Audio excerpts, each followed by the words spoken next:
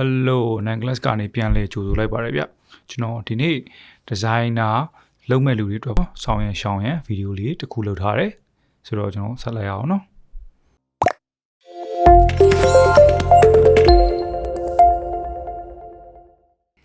Okay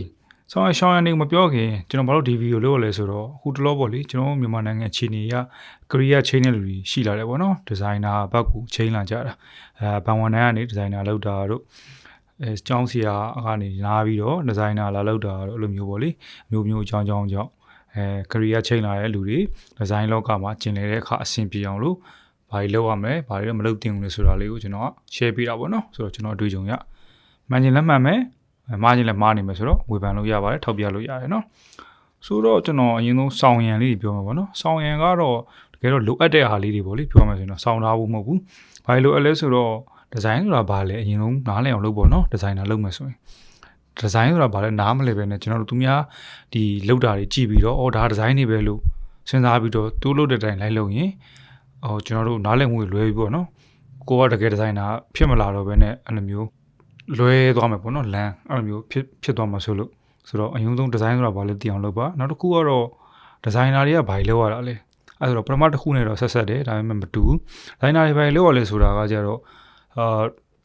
ကိုကဗမာလုပ်မှာလဲ agency မှာလုပ်မှာလား corporate လား freelance လားဒါမှမဟုတ်ကိုယ်ပိုင်လုပ်ငန်းတည်ထောင်မှာလားပြီးတော့အဲ့လိုမျိုးဒီလမ်းဒီပေါ့လေအဲ့လိုမျိုးမလဲလမ်းဘေးမှာရှိတဲ့ဒီ Photoshop ပဲသုံးတယ်အဲ့လိုမျိုးဓာတ်ပုံပြင်ဆိုင်တွေမှာလုပ်မှာလားအဲ့လိုမျိုးပေါ့လေအဲ့ဒီပုံမူတည်ပြီးတော့ကျွန်တော်လောက်ရတာတွေကကွာတယ်ဆိုတော့ဒီဇိုင်နာတွေဘာလောက်ရလဲဆိုတာလဲသိထားဖို့လိုမယ်ပြီးရင်တော့ creative ဖြစ်ဖို့လိုမယ်ဒီဇိုင်နာဆိုတာက creative လုပ်ပဲလေဆိုတော့ client ကြိုက်အောင်လုပ်ပေးရတာလည်းမှန်တယ်ဒါပေမဲ့ client က creative ဖြစ်တဲ့ design လေးလုပ်ပေးပါတော့ညာတောင်းဆိုလာတဲ့ခါကျရင်ကိုက easy ပဲလုပ်ပေးနိုင်ရမယ်ပေါ့နော်အဲဆိုတော့ကိုယ့်ကို creative ဖြစ်အောင်လို့ train ပါလေ့ကျင့်ပါလူတိုင်းမှာဒီ creative mindset ကရှိပြီးသားမျိုးစေ့ကအဲ့ဒါကိုဒီကြီးထွားလာအောင်ကိုယ့်ကို train ပေးရုံပဲဆိုတော့နော်နောက်တစ်ခုကတော့ဒီ knowledge တွေပေါ့လေ update လုပ်ပေးကိုတည်ထားတာတဲ့ပို့ပြီးအဲ့ဒါဆိုတော့တယောက်ကတော့logo ဆိုတာဘယ်လိုဆွဲရတယ် color theory ကဘယ်လိုကျွန်တော်တို့ print ထုတ်ရင်ဘယ်လို format တွေနဲ့ထုတ်တယ်အဲ့လိုမျိုး knowledge တွေရပြီဆိုရင်အဲ့ဒါတွေကိုပေါ့နော် update လုပ်ပေးနောက်ပိုင်းအခုကျွန်တော်တို့ RGB နဲ့ပဲထုတ်လို့ရနေတဲ့ printer တွေရှိတယ်အဲ့လိုမျိုးနီးစနစ်တွေလည်းရှိတယ်အရင်က CMYK နဲ့ထုတ်တယ်အဲ့လိုမျိုးပေါ့လေအင်ကြီးရိုက်တဲ့နီးစနစ်တွေဆိုလဲရင်တော့ကတော့ကျွန်တော်တို့ဒီလက်ရိုက်နဲ့ပဲရှိတယ်အခုဆို DDF တို့ DDG တို့ရှိလာတယ်ပေါ့လေအဲ့လိုမျိုးပေါ့နော် knowledge တွေက design နဲ့ဆက်ဆက်နေတဲ့ knowledge တွေအကုန်လုံးလေ့လာဖို့လိုမယ် update လုပ်ဖို့လိုမယ်နောက်တစ်ခုကတော့ကိုယ်ပိုင် design တွေလုပ်ထားပေါ့နော်များများလေးအချိန်ရတော့ကိုယ်ပိုင် design ဆိုတာဗျာ client အဲ့လိုလုပ်တဲ့ design ကကြတော့ client ရဲ့ design ဖြစ်သွားပြီလေသူတို့ logo တွေသူတို့ရဲ့စာတွေနဲ့သူတို့ theme တွေပေါ့လေဆိုတော့ကိုယ်ပိုင် design လေးတွေလုပ်တာအဲ့ဒါကို portfolio ဖြစ်လာမှာနော်ပြီးတော့ကိုဘာလဲဆိုတာကိုအဲ့ portfolio ကပြမှာကိုကဘယ်လို designer လဲကိုကဘယ်လို style လဲဆိုတာပေါ့နော်ဆိုတော့ကိုပိုင် creation လေးတွေလည်းရှိဖို့လိုပါတယ်နောက်ထပ်ကတော့လိုအပ်တာကတော့ idol ပေါ့နော် idol ထားတာကတော့တချို့တော့ကြိုက်တချို့တော့မကြိုက်ဘူးပေါ့လေအဲ့လိုဆိုတော့ကျွန်တော်တော့ကြိုက်တယ်ကျွန်တော် idol ထားတဲ့လူတွေလည်းရှိတယ်ပေါ့နော်အဲ့ဆိုတော့ design လောကမှာနာမည်ကြီးတဲ့ဒီဆရာကြီးရှိတယ်ဗျာမြန်မာမှာတော့တိတ်ပြီးတော့မရှိပေမဲ့ဥရောပမှာလိုမျိုးဒီ global မှာဆိုရင်တော့ရှိတယ်ပေါ့နော်ဥပမာပြောရင် David Carson တို့ Wolfgang Weingart တို့နောက်က Paul Schaar တို့အဲ့လိုမျိုးပေါ့လေ Paul Rank တို့အဲ့လိုမျိုးဆိုရင်သူတို့တွေကလောနာမည်ကြီးတွေပေါ့နော်သူတို့အကြောင်းကျွန်တော်ဗီဒီယိုတစ်ခုတက်လုပ်ပြီးတော့ပြောပြမယ်နောက်ပိုင်းကျရင်ဆိုတော့အဲ့လို idol လေးထားခြင်းအပြင်ကို idol ကိုကြည့်ပြီးတော့ကို inspire ဖြစ်ပြီးတော့ motivation ဖြစ်ပြီးတော့ပေါ့နော်ကျွန်တော်တို့လိုမျိုးdesign တွေဖန်တီးတာတို့ဘာလို့ပေါ့လေသူ theme တွေဘာတွေကိုလေ့လာလို့ရတာပေါ့နော်ဆိုတော့နောက်တစ်ခုကတော့ communication ကောင်းဖို့လိုမယ် communication ကောင်းဖို့ဆိုတော့ကျွန်တော် speaking ကောင်းတာတို့ language အများကြီးတတ်တာတို့တဲ့စာရင်မြန်မာလိုပဲကျွန်တော်တို့ကောင်းကို design ကိုရှင်းပြနိုင်ဖို့လိုတာမျိုးပေါ့နော်ပြောမယ်ဆိုရင် client ကိုကျွန်တော်တို့က convince လုပ်နိုင်ရမယ်ကို design ကဘယ်လိုရည်ချက်နဲ့လုပ်ထားတယ်ရှင်းပြနိုင်ရမယ်ပြီးတော့စကားအကောင်းပြောနိုင်ရမယ်ပေါ့နော်အကောင်းပြောနိုင်မယ်ဆိုတော့ဗျာဒုံးတိပြက်ကြီးတွေအဲ့လိုမျိုးပြောတာမျိုးမဟုတ်ဘဲနဲ့အဲ့လိုမျိုး client ရဲ့နားထောင်အောင်ကိုရှင်းပြတာကိုနားလည်အောင်သူတို့ရှင်းပြနိုင်ရမယ် AAC ပြောနိုင်ရမယ်ပေါ့နော်အဲ့လိုမျိုးဆွေးနွေးနိုင်ရမယ်ဒါမျိုးပြောတာဆိုတော့ဒီ9ချက်ဆိုရင်ဒါ design လောကထဲဝင်ဖို့တော်တော်လေးလုံလောက်နေပြီပေါ့နော်ဆိုတော့မလုံတဲ့နာတွေလည်းရှိတယ်လေ့လာမှုအားနေတာတို့မလေ့လာပဲနဲ့ပေါ့နော်လေ့လာတော့ရက်ထားပြီးတော့ကိုတိတာနဲ့ပဲဆက်သွားနေတာတို့အဲ့လိုမျိုးတွေမလုပ်နဲ့ပေါ့နော်နောက်ပြီးတော့ကျွန်တော်မပြင်းနဲ့ပေါ့ ပြင်းတာတော့ဘယ်တော့မှမကောင်းဘူးလေဘယ်နေရာမှမကောင်းဆိုတော့ဒါလေးကလည်းတည်အောင်လို့တရားထည့်ထားရတာပေါ့နော်ဒီချက်လေးတစ်ချက်ကလည်းနောက်တတိယချက်ကတော့ဒီရှောင်းရံထဲမှာဆိုရင်ကိုယ့်ရဲ့ hour တွေကိုသူများတွေကို share ဖို့နော်ရှက်တာတို့ကြောက်တာတို့မဖြစ်ပါနဲ့ကို hour တွေကိုကိုပေါ့တင်ထားပြီးတော့လျှို့ဝှက်ချက်ကြီးလိုမျိုးထားတာမျိုးဒါမှမဟုတ်လေသူများတွေဝေဖန်မှာဆိုလို့မကောင်းပြောမှာဆိုလို့မ share ပဲနဲ့ကိုပေါ့ကွန်ပျူတာထဲမှာ save ထားပြီးတင်ထားတာမျိုးဖုန်းထဲမှာတင်ထားတာမျိုးမလုပ်ပါနဲ့ sharing လုပ်ပါဒါမှကြားလူတွေကကို feedback တွေပေးနိုင်မယ်သူတို့အမြင်မှာဘယ်လိုထင်လဲကောင်းတယ်မကောင်းဘူးဘယ်လိုမျိုးဝေဖန်တာတွေလာမယ်ပေါ့နော်အဲ့ဒါတွေနားထောင်ပြီးတော့မှကျွန်တော်တို့ကကိုပြန်ပြီးတော့တိုးတက်အောင်ပိုကောင်းအောင်ပြုပြင်နိုင်ရမယ်လုပ်နိုင်ရမယ်လေဟုတ်ပြီနော်ကိုတဲ့ senior တွေကလည်းကိုအကြံပေးမှာပေါ့နော်ဘယ်နားလေးကတော့ဘယ်လိုကောင်းလဲပါညာဆိုအဲ့တော့အဓိကကိုယ့် hour တွေကိုမ share ပဲနဲ့တင်ထားတာမျိုးမလုပ်ပါနဲ့နောက်တစ်ချက်ကတော့ကျွန်တော်တို့အစောကြီးလက်မထောင်နဲ့ပေါ့နော်ပြောချင်တာရင်းမကြွယ်နဲ့ပေါ့တချို့ကတင်တန်း2လ3လတက်တယ်ပြီးရင်ဆင်းလိုက်ပြီသူကိုယ်သူ graphic designer ဖြစ်သွားပြီပေးတွေပဲကောက်ထောင်ပလိုက်တယ်ပြီးတော့ဒီဇိုင်းကြောင်းတွေရှောက်ရေးတယ်ပေါ့နော်သူတီးတလောက်တွေအဲ့လိုမျိုးပြီးတော့အဲ့လိုမျိုး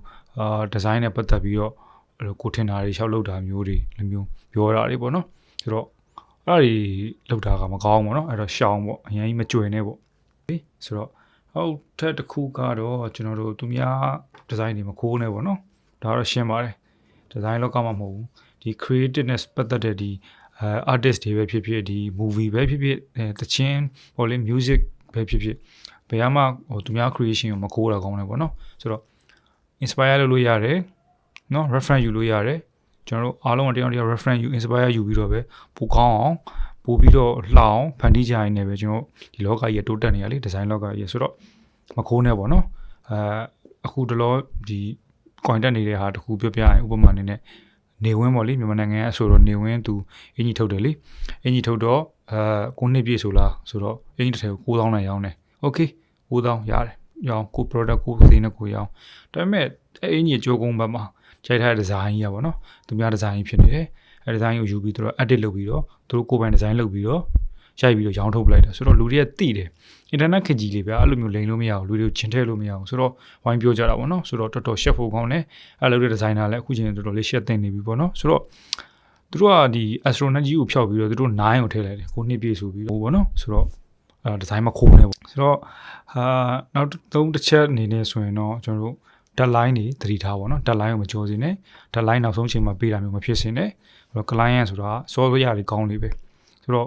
deadline အရင်ရေးကြည့်တယ်ပေါ့နော်ကျွန်တော်ကိုယ်တိုင်လည်း deadline ကြော်လို့ဒီ client တယောက်ဆုံးရှုံးမှုတဲ့ freelance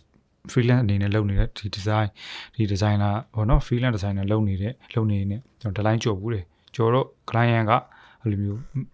မကြည့်ဘူးပေါ့လေမကြည့်တော့နောက်လုံးမအပ်တော့ဘူးပေါ့နော်ဒါမျိုးဖြစ်ဘူးတယ်ကျွန်တော်လည်းကြော်ခြင်းလို့တော့မဟုတ်ဘူးအကြောင်းအဲ့လိုမျိုး deadline ကြော်သွားမိတယ်ပေါ့နော်ဆိုတော့ဒါကတော့ရှောင်းရံနေဆိုတော့ရှောင်းရံတွေကိုပြန်ပြီးတော့ recap လုပ်ရရင်ရှောင်းရံမှာဆိုရင် design ဆိုတာဘာလဲသိအောင်လုပ် designer တွေကဘာလို့လုပ်ရလဲသိအောင်လုပ်ပြီးရင် creative ဖြစ်အောင်နေပါနောက်တစ်ခါ knowledge တွေကိုအများနဲ့ update လုပ်နေပါပြီးရင် own creation လေးတွေအချိန်အတိုင်းလုပ်ပါပြီးတော့ idol ရှာပါတော့ idol ထားပါတော့ဒါတော့မဖြစ်မနေလို့မရှိပါဘူးကြာရင်ထားမကြာရင်မထားနဲ့ပြီးရင် communication ကောင်းအောင်လို့ကိုကြိုးစားပြီးနေပါမလုပ်တဲ့ဟာတွေရှောင်ရံနေရတော့ကျွန်တော်တို့လေးလာမှုတွေရက်တန့်ထားတာမျိုးမလေးလာပဲနဲ့ကိုတက်ထားတာနဲ့ပဲနေရမျိုးမလုပ်ပါနဲ့ပြီးတော့မပြင်းနဲ့အဲ့လိုကို hour တွေကို share ဖို့မကြောက်နဲ့မရှက်နဲ့ပြီးရင်ကျွန်တော်တို့အစောကြီးလက်မထောင်နဲ့အရင်မကြွယ်နဲ့ပေါ့နော်အစောကြီးကိုတကယ်လေးလာပြီးထဲထဲဝင်တိလာတဲ့ခါကျရင်ကြွယ်ရမလို့ဆိုတော့တိလာလိမ့်မယ်နော်ဆိုတော့နောက်တစ်ခုကတော့ကျွန်တော်တို့ဒီသူများ hour တွေမခိုးနဲ့ပေါ့လေသူများ design တွေမခိုးနဲ့ပြီးလို့ရှိရင်deadline တွေမကျော်စေနဲ့ deadline သတိထားပါတော့ဒီလောက်တည်ထားကျွန်တော် design လောကထဲဝင်ဖို့တော်တော်လေးအဆင်ပြေနေပါပြီဆိုတော့ bonus အနေနဲ့ပြောရရင်တော့ကျွန်တော်ကြံပေးချင်တာပေါ့လေဒီ designer life goal လေးထားပါတော့လူတိုင်းမှာတော့ life goal တွေရှိတယ်လေဘယ်ချိန်မှာကားဝယ်မယ်ဘယ်တက်ရွယ်ရောက်ရင်တော့အိမ်ပိုင်းလေးထားခြင်းနဲ့အိမ်ပိုင်းလေးရှိခြင်းနဲ့တိုက်ခန်းလေးဝယ်ခြင်းနဲ့ဘယ်သွားခြင်းနဲ့ပေါ့လေဆိုတော့ဒါ life goal designer ဘောမှာလည်းကျွန်တော် career life goal ဆိုပြီးထားလို့ရတယ်ဆိုတော့ကိုကတော့ဘယ်နှစ်လောက်ကြာရင် senior designer ဖြစ်ချင်တယ်ဘယ်နှစ်လောက်နေရင်တော့ art director ဘယ်နှစ်လောက်နေရင်တော့ creative director နောက်ပိုင်းကျွန်တော်တို့ဒီ agency တွေပါကိုယ့်အထောင်ပြီးကိုယ်ပိုင် company ထောင်တာမျိုးတွေပေါ့နော်အဲ့လိုမျိုးcareer goal လေးတွေထားပြီးပေါ့နော် design နဲ့ပတ်သက်အဲ့ဒါမှကိုတခုခုလုပ်နေရတာအတိတ်ပဲရှိမှလေပန်းနိုင်မရှိရင်ကျွန်တော်လုပ်နေရတဲ့အတိတ်ပဲမရှိတော့ဟုတ်တယ်မလားဆိုတော့ နောက်တစ်ခုကတော့ကျွန်တော်ပေးချင်တာက language ပေါ့နော်အင်္ဂလိပ်စာကောင်းကောင်းလေးလေ့လာပေါ့နော်ကိုကငကိုတဲ့အင်္ဂလိပ်စာကောင်းပြီးသားဆိုရင်တော့ perfect ပေါ့ဗျာတခြားဘာသာစကားတွေလေ့လာလို့ရတာပေါ့ language ကတော့လိုတယ်ကျွန်တော် design မှာ design language မဟုတ်ဘူးနော် design language ကတသက်ကျွန်တော်ပြောရတဲ့ခု language ဆိုတာကဒီ communication language ပေါ့လေတရားနဲ့စကားပြောတဲ့အခါတော်တော်များများကဒီ design နဲ့ပတ်သက်ရင် English လိုတွေသုံးတာပေါ့လေများတယ်ပေါ့နော်အင်္ဂလိပ်ဘာသာကထဲထဲဝင်ပါတယ် design မှာ meeting လောက်တာပဲဖြစ်ဖြစ် tutorial ကြည့်တာပဲဖြစ်ဖြစ် online မှာ website တွေရှာပြီး internet သုံးပြီးတော့ knowledge တွေလေ့လာတာပဲဖြစ်ဖြစ်အားလုံးကအင်္ဂလိပ်စာနဲ့ဆက်ဆက်နေတော့language လည်းလိုတယ်ပေါ့နော်ဆိုတော့အဲ့ဒါလေးပါ bonus ကတော့